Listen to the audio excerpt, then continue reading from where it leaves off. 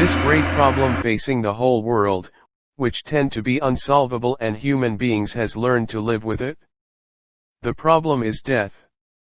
But there is still solution to that, watch it out in the video. Stay tuned.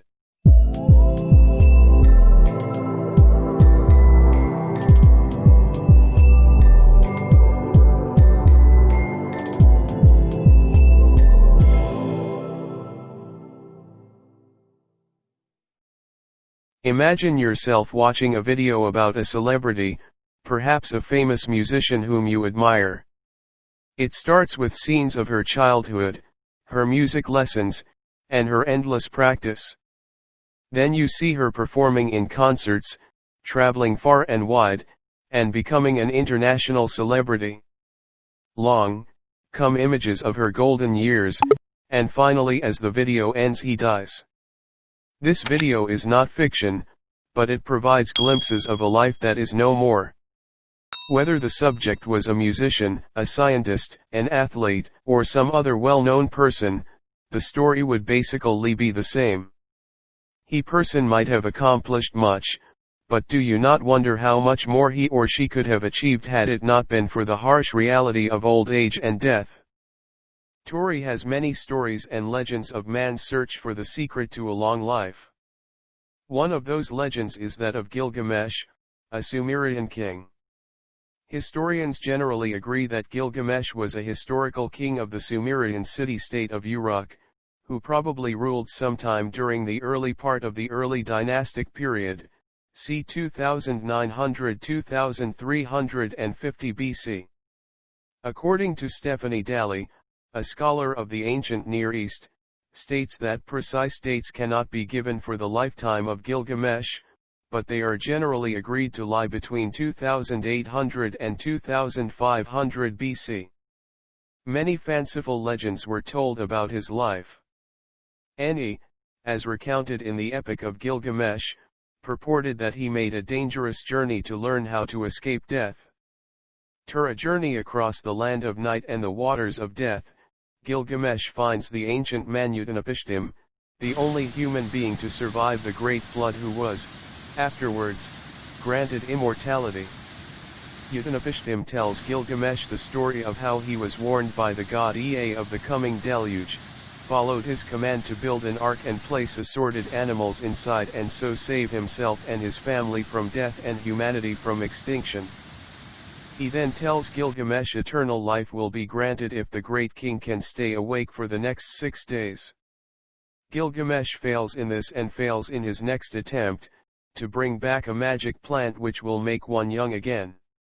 The plant is eaten by a snake while Gilgamesh sleeps, thus explaining why snakes shed their skins, and, having failed to win immortality, is brought back to Uruk by the ferryman Urshanabi where, once home, he writes down his great adventure. He failed in his attempt. Furthermore, Gilgamesh is listed as one of the kings of Uruk by the Sumerian king list. Fragments of an epic text found in Miturin, modern Tel Hadid, relate that at the end of his life Gilgamesh was buried under the river bed. The people of Uruk diverted the flow of the Euphrates passing Uruk for the purpose of burying the dead king within the river bed. Archaeological finds of letters and inscriptions attesting to his deeds, and those of his son, provide no reason to doubt such a man existed. In 2003 CE, in fact, a team of archaeologists claimed to have found Gilgamesh's tomb in the old riverbed of the Euphrates. Please, if you are getting value from our video, hit the subscribe button and turn on the bell icon, so that you will not miss any of our videos. Is free of charge. It also encourages us you are getting value from our videos. In the 4th century BCE, alchemists in China tried to concoct an elixir that was believed to prolong life. They came up with a potion laced with mercury and elements of arsenic. It is thought that this elixir brought death to several Chinese emperors. Medieval Europe.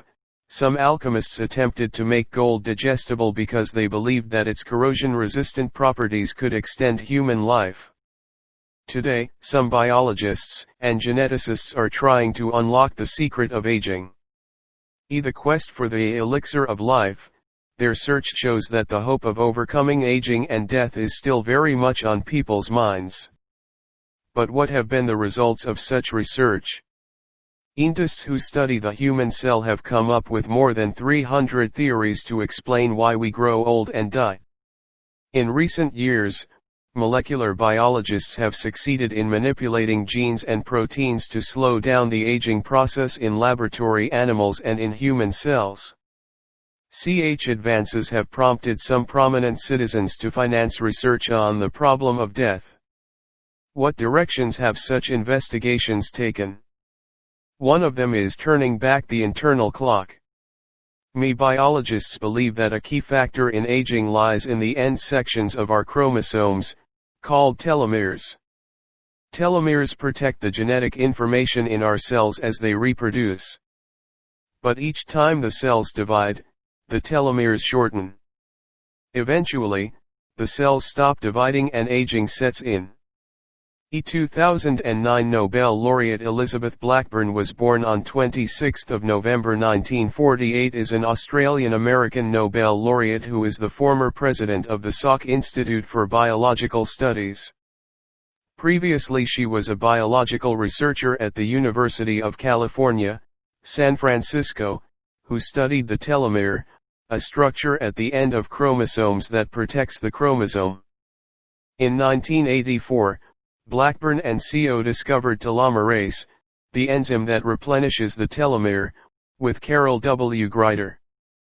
For this work, she was awarded the 2009 Nobel Prize in Physiology or Medicine, sharing it with Greider and Jack W. Szostak, becoming the first Australian woman Nobel laureate.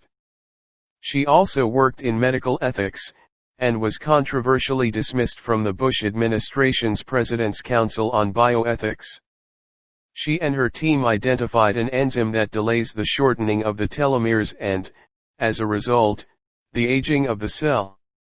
However, their report acknowledges that telomeres are not magical life extenders. They don't let us live past the normal human lifespan as we know it. Cellular reprogramming is another approach to curb aging. Our cells become too old to replicate, they may send wrong signals to nearby immune cells, causing inflammation, chronic pain, and disease. Recently, scientists in France have reprogrammed cells taken from elderly people, some of whom were over 100 years old. A research team leader, Professor Jean-Marc Lemaitre, declared that their work demonstrated the reversibility of aging in the cells. The question is, can science lengthen our lives? Not all scientists agree that anti-aging treatments can prolong human life far beyond what is attainable today. True, human life expectancy has steadily increased since the 19th century. But this is mainly due to better hygiene, successful measures against infectious diseases, and the use of antibiotics and vaccines. Some geneticists believe that the human lifespan has more or less reached its natural limit. About 3,500 years ago, the Bible writer Moses acknowledged, "The span of our life is 70 years, or 80 if one is especially strong. But they are filled with trouble and sorrow. They quickly pass by, and away we fly." Despite man's efforts to extend our lifespan, life remains basically the way Moses described it. On the other hand, creatures like the Red Sea urchin or one species of the quahog clam can live over 200 years, and trees like the giant sequoia can live thousands of years. When we compare our lifespan with that of these and other living things, do we not wonder, is this life of 70 or 80 years all there is? Research is still going on. Do you have any idea or innovation about solution to death? Put it down in the comment box.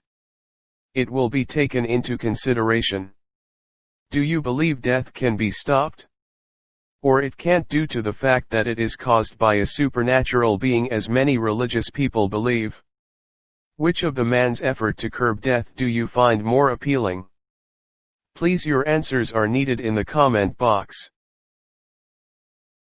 Give the video a thumb up and also share to your social media pages. It will be highly appreciated. Thanks for watching. Dance!